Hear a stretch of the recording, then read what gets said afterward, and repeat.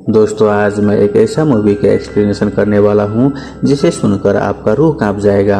क्योंकि इस मूवी में हम देखते हैं कि एक ऐसी फैमिली को जहां पर एक छोटी सी लड़की के साथ उसके ही पिता बार बार दुष्कर्म कर रहे होता है, जिसमें उसकी दादी भी शामिल होती है और ये सच्ची घटना पर आधारित है। तो चलिए शुरू करते हैं आज का ये वीडियो। मूवी स्टार्ट होता है एक सुनसान घर से, जो कि दिखने में काफी हॉरर लग रहा था। और तभी वहां पर एक प्यासा इलेक्ट्रिशियन आता है जो उस घर में जाकर पानी मांगता है। अब यहाँ से सीन कट हो जाता है और दूसरे सीन में हम अनुजा नाम की एक लड़की को देखते हैं, जिसकी एक स्कूल में न्यूज जब लगी थी और उसे अगले ही दिन स्कूल की तरफ से अनुजा को नेहा नाम की दूसरी लड़की के साथ गांव में जनगणना के लिए भेज देता है। अब इसके बाद अनुजा और नेहा पहले एक गाँव में जनगणना पूरी करते हैं और फिर दूसरे गाँव जनगणना के लिए रवाना हो जाते हैं। और वो दोनों दूसरे गाँव पहुँच जाते हैं। वहाँ पर वो देखते हैं कि पूरे गांव में सिर्फ एक ही घर था और वो भी जंगल के करीब बिल्कुल सुनसान रास्ते पर।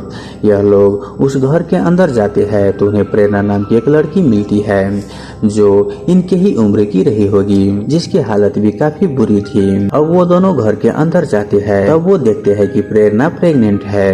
अब यहाँ पर प्रेरणा को प्रेग्नेंट देख अनुजा उसके बच्चे के बारे में पूछती है, लेकिन प्रेरणा ऐसा जवाब देता है जिसे सुनकर वो दोनों का होश उड़ जाता है।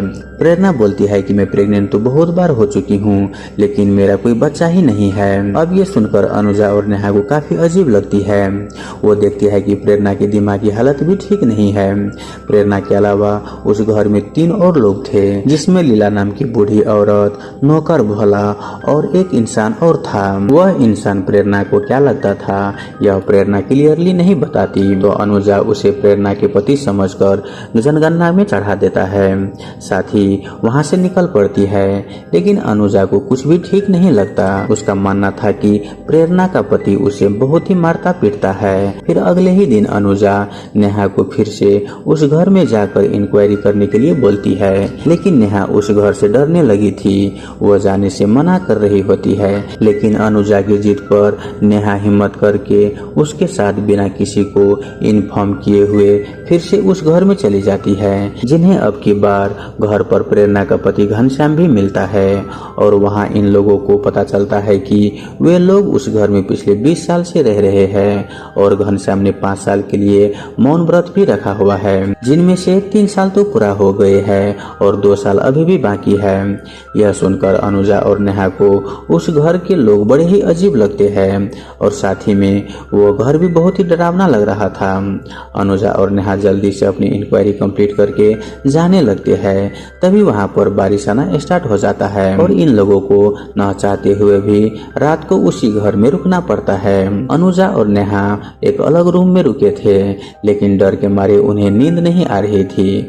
और तभी अनुजा खिड़की से बाहर देखती है और वो बहुत ही शॉक हो जाती है, क्योंकि उसने घर के पास बने टीन के झोपड़े में घनश्याम के साथ एक बॉडी को देखा। यह देखने के बाद अनुजा नेहा के साथ उस घर से भागने के सोचते हैं। वो दोनों चुपके से रूम के दरवाजा खोलकर वहां से भागने लगते हैं। वो दोनों भागते हुए अपना डाउट क्लियर करने के लिए उस झोपड़ी में जाकर देखते हैं तो उन्हें एक आदमी मिलता है जिसे वीडियो से बना गया था, जो इन पर हमला भी कर देता है, जिससे ये लोग और भी ज्यादा डर जाते हैं। पर यह दोनों रात के घने अंधेरे की वजह से वहां से निकल नहीं पाते और वापस चुपके से आकर उसी रूम में सो जाते हैं, यह सोचकर कि इन लोगों को पता नहीं चला होगा कि यह दोनों घर से बाहर जाकर ये सब देख लिया है। अगली सुबह होते ही यह लोग वहां से जाने लगते हैं कि तभी बूढ़ी औरत लीला घनश्याम को बताती है कि यह दोनों लड़कियां रात को घर से बाहर गई थी। अब यह सुनते ही घनश्याम और भोला जल्दी से दौड़ते दौड़ते अनुजा और नेहा को पकड़ लेता है और उन्हें बड़े ही बेरहमी से पीटते हुए अपने घर के नीचे बने बेस्टमेंट में बांधकर डाल देते हैं, जहां उनको हर रोज थोड़ा बहुत खाना दिया जाता है ताकि वो दोनों जिंदा रह सके। और उन्हें जानवरों की तरह पीटा जाता है।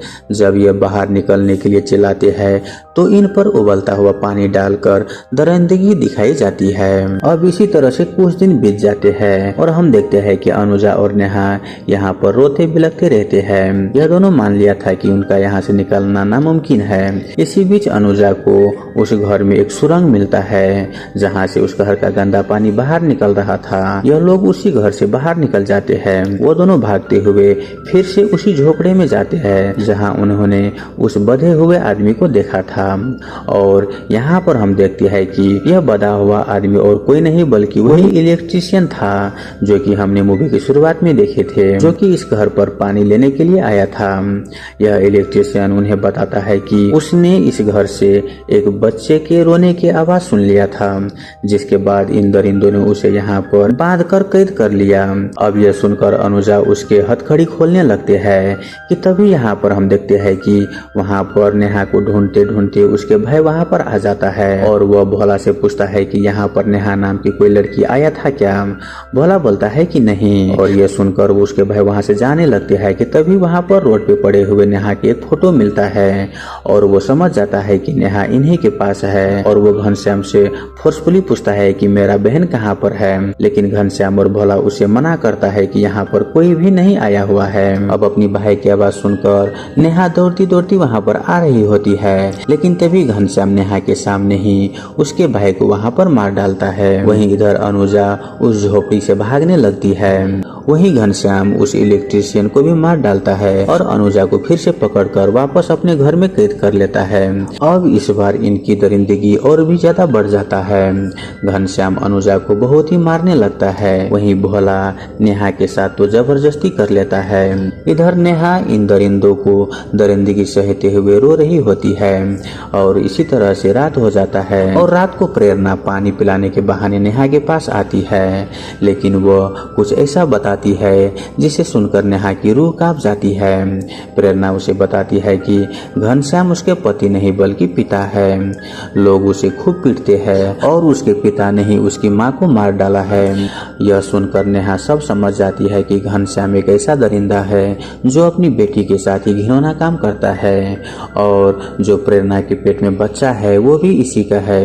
इसी बीच अनुजा फिर से हिम्मत करके ऊपर से कूदकर वहां से भागने लगती है और वो भागते हुए वो झोपड़ी भी जला डालती है ताकि घनश्याम और भोला का माइंड कन्वर्ट हो सके। वहीं जब घनश्याम और बाकी लोग जलता हुआ झोपड़ी देखते हैं तो वो सब लोग आग बुझाने के लिए चले जाते हैं।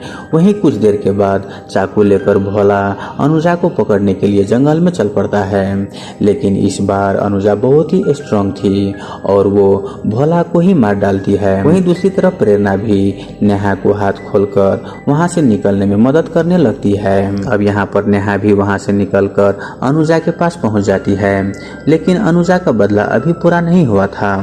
वो फिर से घनश्याम को मारने के लिए फिर से उसी घर में आ जाती है जहां अनुजा और घनश्याम के बीच काफी फाइट होने लगता है और कुछ देर के बाद हम देखते हैं कि वो घनश्याम को मार डालती है। इधर नेहा भी घनश्याम की माँ को मार डालती है। इसी के बाद फाइनली उस घर से 3 दरिंदों से प्रेरणा को भी छुटकारा मिल जाता है। इसी के बाद मूवी के एंड में दिखाया जाता है कि वो लोग इस घर में 13 से ज्यादा लोगों को मार चुके हैं और उनमें से 9 लड़कियों को भोला और घनश्याम ने दुष्कर्म करके मार चुका था। घनश्याम की पत्नी सावित्री ही उन दोनों का पहला शिकार था। सिर्फ अनुजा और नेहा ऐसे 2 लोग थे जो उन दरिंदों को मारकर वहां से जिंदा निकले थे। तो दोस्तों इसी के साथ ये मूवी यहीं पर खत्म हो जाता है। तो दोस्तों आई होप आपको ये मूवी एक्सप्रेशन वाला वीडियो अच्छा लगा हुआ हो। अगर आपको वीडियो अच्छा लगे तो वीडियो को लाइक करके हमारे यूट्यूब चैनल को सब्सक्राइब जरूर कर ले। धन्यवाद।